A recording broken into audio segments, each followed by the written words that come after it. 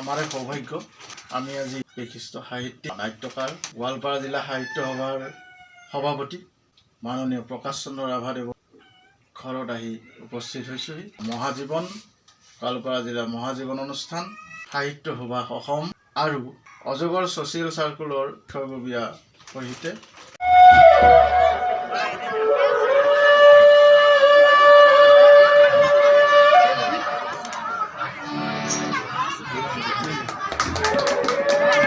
শ্ৰদ্ধাৰ অগ্ৰজ প্ৰিয় অনুজ আৰু মোৰ বন্ধুবৰ্গ, মালাধৰাৰ পৰা কিছু দূৰ মেঘালয়ৰ ফালে সোমাই আহি এখন গাঁৱৰ নাম আমগুৰি। আৰু আজি আমি এই গাঁৱত আহি উপস্থিত হৈছোঁ এজন বিশেষ ব্যক্তিক লগ কৰিবলৈ, যিজন ব্যক্তিয়ে সংস্কৃতি সাহিত্যৰ বিকাশৰ বাবে তেওঁ নিৰলসভাৱে কাম কৰি আহিছে।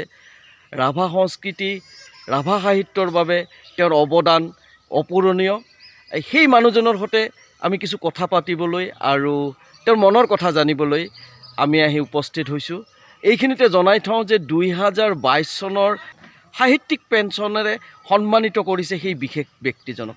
আহক তেওঁৰ ঘৰলৈকে আমি আগবাঢ়ি যাওঁ। নমস্কাৰ। মই যিজন ব্যক্তিৰ সৈতে কথা পাতিব ওলাইছোঁ, গোৱালপাৰা জিলাত অধিক সংখ্যক মানুহৰে চিনাকি প্ৰকাশ চন্দ্ৰ ৰাভা। তেওঁ সাহিত্য আৰু সংস্কৃতিৰ ক্ষেত্ৰত ইতিমধ্যে বহু অৱদান আগবঢ়াই থৈছে। ৰাভা সাহিত্য ৰাভা সংস্কৃতিৰ কাৰণে তেওঁৰ যি অৱদান এইটো অতুলনীয়, ভাষাৰে প্ৰকাশ কৰিব নোৱাৰি। এই ক্ষেত্ৰত তেওঁৰ মুখেৰে আমি কিছু কথা জানিব বিচাৰিম। বিশেষভাৱে মই এটা কথাত তেওঁৰ পৰা জানিব বিচাৰিম যে তেওঁৰ নিজা এটা নাট্য দল আছিল, এটা থিয়েটাৰ গ্ৰুপ আছিল, আৰু এই থিয়েটাৰ গ্ৰুপে ৰাভা ভাষাত নাট পৰিৱেশন কৰিছিল আৰু এসময়ত বহুল প্ৰচাৰ আৰু জনপ্ৰিয়তা লাভ কৰিছিল। সেই নাট্য দলটো সম্পৰ্কে তেওঁ কেনেকৈ গঠন কৰিছিল, কেনেকৈ আগবাঢ়ি গৈছিল আৰু কিয় বন্ধ কৰিবলগীয়া হ'ল, এনে অকণমান কথা তেওঁৰ পৰা জানিব পাৰিলে আমাৰ ভাল লাগিব। নমস্কাৰ। আচলতে নাটকৰ প্ৰতি মোৰ নিজস্ব এটা প্ৰেম আছিলে ছাত্ৰ জীৱনৰ পৰা, আৰু হাইস্কুলীয়া ছাত্ৰ জীৱনত এখন সৰু নাটক লিখিছিলোঁ মই, সামাজিক নাটক নুকবাৰে মানকে বুলি। সেই নাটকটো বাইদা হাইস্কুলত স্বাধীনতা দিৱসত প্ৰদৰ্শন কৰি পেলাই, প্ৰদৰ্শন কৰাৰ আগতে ছাৰসকলে চাইছে এইটো মানে প্ৰদৰ্শন কৰা যোগ্য হ'বনে নহ'ব। সেই স্কুলীয়া ছাৰসকলে চাই পেলাই প্ৰদৰ্শন কৰিবলৈ দিছে। বিপুল সঁহাৰি পাইছিলোঁ। তেতিয়াৰ পৰা মানে মই নাটকৰ প্ৰতি এটা মানে বিশ্বাস হ'ল যে মই কিবা এটা লিখিলে নাটক হ'ব। এদিন কি কৰিলে, 1976 চনত গাঁৱৰ মহিলাসকল, গাঁৱৰ মহিলা মানে ছোৱালীসকল 9গৰাকী ছোৱালী ওলাই আহিল, খুৰা আমাক নাটক লিখি দিয়া। আচ্ছা, নাটক লিখি দিয়ক, আমি অভিনয় কৰিম, তোমালোকে অভিনয় কৰিবা, ভাল কথা। ছোৱালী, গাঁৱৰ ছোৱালীবিলাক, আৰু সেই ছোৱালীবিলাক ৰোৱনী ছোৱালী, মানে যিসকলে পৰৰ ঘৰত কাম কৰি খায়, সেইসকলে নাটক কৰিব।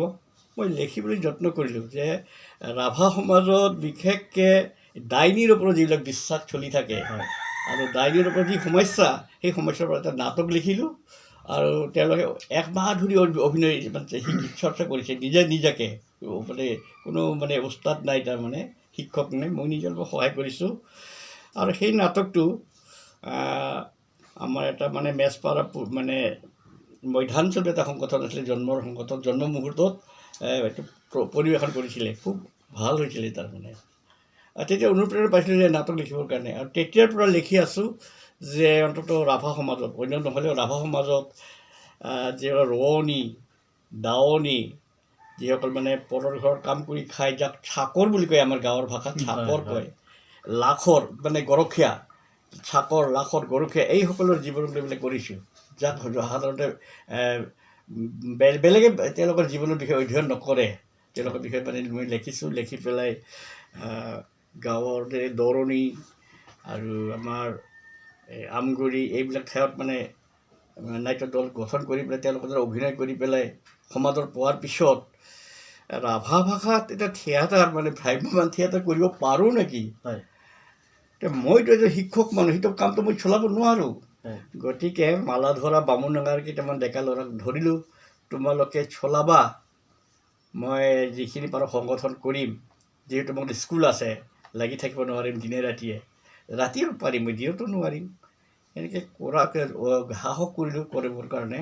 তাৰপিছত তেতিয়াৰ মানে ৰাভা হাছং স্বায়ত্তশাসিতৰ মানে হোৱা নাই ভালকৈ গঠন। হয় আমাৰ মানে শৰৎ ৰাভা হয় ex-MLA প্ৰাক্তন বিধায়ক শৰৎ ৰাভা, তেখেতক মাতিলোঁ, তেখেতে উৎসাহ দিলে, বৰ দুঃসাহসৰ কাম কৰিব ওলাইছে তুমি, মই কিবা সহায় কৰিব পাৰোঁ কি চাওঁ। আৰু পৰামৰ্শ মানে ৰাজেন পামক মাতিলোঁ, তেখেত আহিছে দাদা, আহি পেলাই তেখেতে ৰিহাৰ্চেলো কৰি গৈছে বা সহায় কৰিছে, যিখিনি পাৰে সহায় কৰিছে তেখেতে কৰি পেলাই আমি 2 বছৰ কাৰণে ওলালোঁ। তাৰপিছত সহায়কবিলাক নাপালোঁ, কাম কৰা সহায়কবিলাক নাপালোঁ, যেনেকৈ সহায় কৰিব লাগে। মই শিক্ষক মানুহৰ কাম নহয় এইটো, গতিকে বাধ্যত পৰি পেলাই মই বাদ দিব লগা হ'লোঁ, বাধ্যত পৰি পেলাই বাদ দিব লগা হ'লোঁ। গতিকে তেতিয়াৰ পৰা সোণাজুলি থিয়েটাৰটো বন্ধ কৰি থাকিল। তাৰ কাৰণে সোণাজুলি থিয়েটাৰ হয়, সোণাজুলি থিয়েটাৰ। তো আপোনালোকে তেওঁৰ আৰম্ভ কৰা তেওঁৰ যিটো প্ৰচেষ্টা চলাইছিল সোণাজুলি থিয়েটাৰ, বিভিন্ন কাৰণত তেওঁ বন্ধ কৰিবলগীয়া হৈছে। যিয়ে নহওক তেওঁ এটা যাত্ৰাৰ আৰম্ভ কৰি থৈ গৈছে, এইটো কিন্তু এটা ডাঙৰ কথা। মই বহুত বছৰ পূৰ্বে তেওঁৰ ঘৰলৈকে আৰু আহিছিলোঁ। সেই সময়ত দেখিছিলোঁ যে তেওঁৰ যিটো ঘৰ তাৰে এটা কোঠাত তেওঁ এটা সংগ্ৰহালয় স্থাপন কৰিছিল। ৰাভা জনজাতিৰ বিভিন্ন সামগ্ৰী তাত সংৰক্ষণ কৰা হৈছিল। সেই সংগ্ৰহালয়টোৰ বিষয়ে আজি কি পৰ্যায়ত আছে বা সংগ্ৰহালয়টো কিমান দূৰলৈকে আগবাঢ়ি গ'ল, অকণমান যদি আমাক জনালহেঁতেন। সংগ্ৰহালয়টো আচলতে আমাৰ মাজত ব্যৱহৃত যেনে কৃষিকাৰ্যত ব্যৱহৃত সামগ্ৰী, ৰণক্ষেত্ৰৰ সামগ্ৰী বা চিকাৰত ব্যৱহৃত সামগ্ৰী, মানে বিশেষকৈ লৌহৰ লৌহ অস্ত্ৰ এইবিলাক আচলতে এতিয়া চিকাৰো নাই আৰু চিকাৰী নাই আৰু এনে পৰি আছে, পৰি পেলাই মামুৰি খাই গৈ আছে। বা আগৰ দিনৰ ৰণত মানে ব্যৱহাৰ কৰা তৰোৱালবিলাক আছিলে, দীঘল দীঘল তৰোৱাল, ঢালো আছিলে, আপুৰুগীয়া ঢাল, সেইবিলাক মানে অব্যৱহৃত হৈ নষ্ট হৈ গৈ আছে, বহুতৰ ঘৰত দেখিলোঁ। আৰু যিবিলাক মানে এই ভাঙা ফুটাৰ ব্যৱসায়ী কৰে সেইসকলক বিক্ৰী কৰি আছে। এইবিলাক প্ৰত্যক্ষ কৰি পেলাই অনুভৱ কৰিলোঁ যে ইয়াক যদি সংগ্ৰহ কৰি থ'ব পাৰোঁ, এইটো সংগ্ৰহালয় হ'ব দেখোন। হয়। আৰু বহুতৰ ঘৰত মানে পুৰণা গহনা আছে। হয়। এতিয়া মানুহৰ মানে অভিৰুচিবিলাক পৰিৱৰ্তন হ'ল। আগত যিবিলাক থুৰীয়া পিন্ধিছিলে নাম্বৰী, এতিয়া মানে মহিলাই আৰু সেইটো নিপিন্ধে। আগত যিবিলাক মানে বালি সোণা পিন্ধিছিলে সেই অলংকাৰ নিপিন্ধে। তেনেকৈ যিবিলাক মানে গলত পিন্ধিছিলে মানে মালা, সেইবিলাকো নিপিন্ধা হ'ল। যিবিলাক ভঙাই ভঙাই বেলেগ অলংকাৰ বনাই আছে, এইবিলাক যদি মানে ভঙাই শেষ হৈ যায়, মানে নমুনাটো নাথাকিব, নিদৰ্শনটো নাথাকিব, আমি সংগ্ৰহ কৰিব পাৰোঁ নেকি? এইটো অকলৰে কৰা কাম নহয়। গতিকে বিনয় ৰাভা, বিনয় ডুংডুং কয় এতিয়া তেওঁ, বিনয় ৰাভা বা পুৰন্দৰ ৰাভা, এইসকলক লৈ পেলাই ইয়াতে আৰম্ভ কৰিছিলোঁ। মোৰ ইয়াত আৰম্ভ কৰাৰ কথা নহয়, আমি ক'ৰবাত আৰম্ভ কৰিম, ক'ত কৰিম, কোনোবা এটা মানে নিৰাপদ ঘৰ লাগিব। গতিকে দেপাল চোৱা এটা মানে LP স্কুল আছিল ঘৰ, আমি সেইটো পাম নেকি, তেখেতসকলে দিব নোৱাৰিলে। আমি প্ৰথম অৱস্থাত 150মান সামগ্ৰী মানে সংগ্ৰহ কৰিছিলোঁ। কৰাৰ পিছত ক'ত থ'ব, আতে ভাবিলে প্ৰকাশ দাৰ ঘৰতে থাক, ইয়াতে থোৱা হ'ল। আৰু মানে ইয়াতে থোৱাৰ পিছত আমি এটামান দিনত বামুণৰ এটা মানে অধিৱেশনত মানে প্ৰদৰ্শন কৰালোঁ। ৰাইজে খুব মানে সঁহাৰি জনালে, ভাল কাম কৰিছে। এই ৰাইজৰ সঁহাৰিত আমাৰ মানে সামগ্ৰী, চিকাৰৰ সামগ্ৰী, কৃষিৰ সামগ্ৰী, অন্যান্য ঘৰুৱা সা সামগ্ৰী 350মান সামগ্ৰী আমাৰ যুগত হৈছে, সাজ পোছাকো হৈছিলে। ইয়াৰ পিছত আমি কি কৰোঁ এতিয়া? এগৰাকী মানে অভিযন্তা, লক্ষীপুৰৰ এগৰাকী অভিযন্তাই তেখেতে এটা কমিউনিটি হল দিব বিচাৰিলে মানে এইখন সংৰক্ষণৰ কাৰণে। তেতিয়া 60,000 টকাতে ধুনীয়া ঘৰ হয়। গতিকে 60,000 টকা দিলে এটা কমিউনিটি হল তাতে আমাৰ তাতে ইয়াতে। সেই কমিউনিটি হলত থৈ দিলোঁ ইয়াতে। থোৱাৰ পিছত এতিয়া যেতিয়া ৰাভা হাছং স্বায়ত্তশাসিত পৰিষদ টংকেশ্বৰ ৰাভাৰ দিনত আহিল, টংকেশ্বৰ ৰাভাই মানে 39 লাখ টকাৰ মানে বিল্ডিংটো দিলে। দুমহলীয়া বিল্ডিং হৈ আছে, তাত আমি এতিয়া ৰাখি আছোঁ বস্তুটো। আমি তাত থোৱাৰ ব্যৱস্থা কৰিছোঁ। মোটামুটি 350টো বেছি হ'ল, হয়তো এই মুহূৰ্তত মই হিচাপটো কৰা নাই।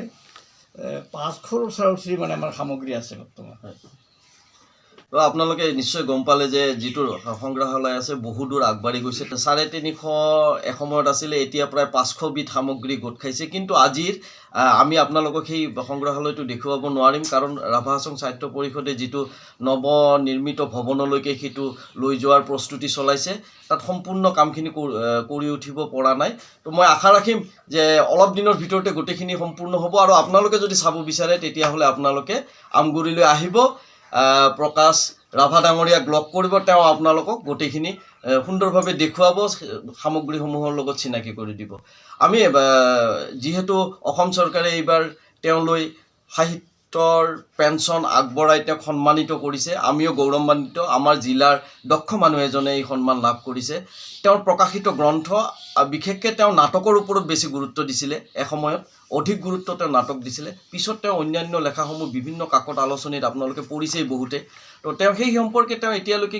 যিখিনি কাম সাহিত্যৰ ক্ষেত্ৰত আগবঢ়ালে অলপমান আভাস তেওঁৰ মুখেৰেই আমি শুনিম নাটক মানে এতিয়ালৈকে 18খনমান নাটক লিখিছোঁ তাৰে ভিতৰত বেছি জনপ্ৰিয়তা হৈছে আৰু জনপ্ৰিয়তাৰ কাৰণটো পাইটিটো এটা চৰিত্ৰৰ নাম মহিলা চৰিত্ৰৰ এগৰাকী দুখীয়া ছোৱালী মানে দুখীয়া ছোৱালী ধনী ঘৰত কাম কৰি খায় তাৰপিছত গাঁৱৰ যিবিলাক মানে অৱহেলিত গাঁৱত খাবলৈ নথকা মানুহবিলাক সাধাৰণতে অৱহেলিত আৰু যিবিলাক মানে অজলা সেই অজলা শ্ৰেণীৰ মানুহবিলাক এই শ্ৰেণীৰ মানুহ থাকে অজলা বা এলেহুৱা সেইসকলে মানে অলপ পইচাৰ কাৰণে ধনীৰ ঘৰত মানে মাটি বন্ধক থৈ দিয়ে আৰু গাঁৱত যদি কোনোবা এজন অকণমান মানে শিক্ষিত লোক আছে যেনে মাষ্টৰী মানুহ ক'লে শিক্ষিত আৰু যেনিবা মহেনৰ নিচিনা এজন মাষ্টৰ আছিল তেওঁ বুজাব নোৱাৰে এনেকৈ গাঁৱৰ সমস্যাবিলাকক দেখুৱাইছিলোঁ সেই নাটকৰ যোগেদি আৰু সেই নাটকক বিভিন্ন ঠাই অসমৰ গোৱালপাৰা জিলা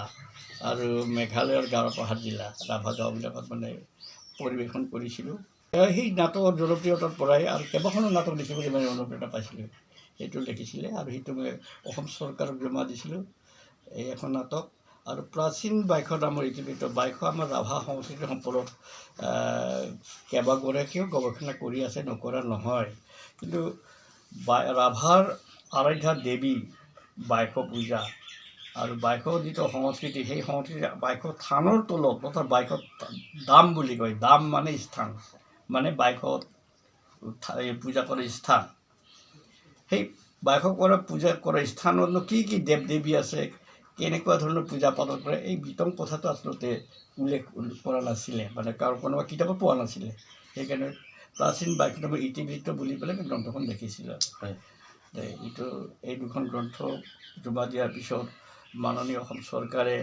মোলৈ মানে সাহিত্যিকৰ পেঞ্চনটো দিছে এইখিনিয়ে যে মোৰ অৱদান মানে বিৰাট অৱদান দিছোঁ মই অসমবাসী ৰাইজৰ কাৰণে বা অসম চৰকাৰৰ কাৰণে মই এইটো মানে অনুভৱ নকৰোঁ দিবলগীয়া আমাৰ বহুত আছে বহুত দিব পৰা নাই মই এতিয়া এইখিনি দিয়াৰ পিছত ইমানবোৰ দিয়াৰ পিছত বাকী চোৱা জীৱনত মই আৰু কিবা দিব পাৰিম নেকি সেইটো প্ৰয়াস কৰি আছোঁ হয় মানে আপুনি এতিয়ালৈকে যিখিনি ক'লে যদিও আপুনি যি অৱদান আগবঢ়াইছে তাক লৈ নিজে সন্তুষ্ট নহয় তথাপিও সমাজত আপুনি ইতিমধ্যে যিমান আগবঢ়াইছে এইখিনিৰ গুৰুত্ব কিন্তু বহুত বেছি আৰু এই গুৰুত্বৰ প্ৰতি লক্ষ্য ৰাখি আজি অসম চৰকাৰে আপোনাক সন্মান জনাইছে আৰু আমিও আপোনাক আমাৰ বাবেও আপুনি অতি শ্ৰদ্ধাভাজন ব্যক্তি আৰু আমি আশা ৰাখিম যে আপোনাৰ যি প্ৰয়াস এই প্ৰয়াসে আমাৰ সমাজ ব্যৱস্থাক আমাৰ সাহিত্য আমাৰ সংস্কৃতিক আৰু বহু দূৰলৈকে আগবঢ়াই লৈ যাব আৰু অৱশেষত আপোনাৰ পৰা আমি বিদায় লোৱাৰ আগে মহাজীৱনৰ তৰফৰ পৰা আপোনাৰ সুস্বাস্থ্য আৰু দীৰ্ঘায়ু আমি কামনা কৰিলোঁ নমস্কাৰ